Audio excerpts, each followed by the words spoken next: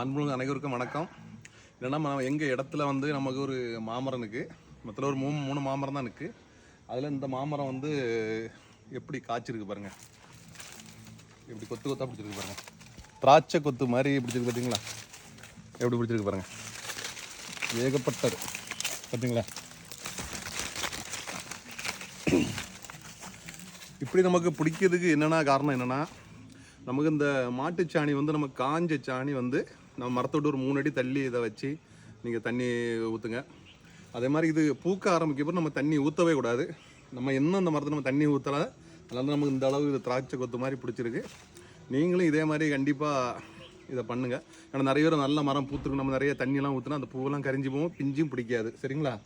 இது எல்லாமே நம்ம வீட்டில் என்ன வாங்கணும்னு தெரியாது, நம்ம வீட்டில் சாப்பிட்டு முளைக்க வச்சதானா பழம் வந்து நமக்கு அவ்வளோ டேஸ்ட்டாக இருக்கும். காயும் நமக்கு நல்லா டேஸ்ட்டாக இருக்கும். நீங்களும் இதே மாதிரி உங்கள் இடத்துலையும் வச்சு சின்ன சின்ன இடம் தான் போதும். அந்த மரம்லாம் ரொம்ப பெருசாக வராது. நான் பாருங்கள் எப்படி பிடிச்சிருக்கு பாருங்கள். சாரச்சாரையாக இருக்கும். திராட்சை கொத்து மாதிரி தான் பிடிச்சிருக்கோம். அது பிடிச்சிருக்கு பார்த்தீங்களா? நம்ம இது எல்லாமே கயிறு கம்பில் கொடுத்தா நம்ம எல்லாமே மரத்தை தாங்கி விட்டுருக்கோம். மரமே அப்படியே சரிஞ்சு போய் நிற்கு பார்த்தீங்களா? நீங்களும் இதே மாதிரி மரம் வச்சு யூஸ் பண்ணி இப்போ ஒரு மரம்னாலே நம்ம குடும்பம் அவ்வளோமே நம்ம மாம்பழம் சொத்து நம்மளும் எல்லாம் என்ஜாயாக சாப்பிடலாம். ஓகேவா? பாய்.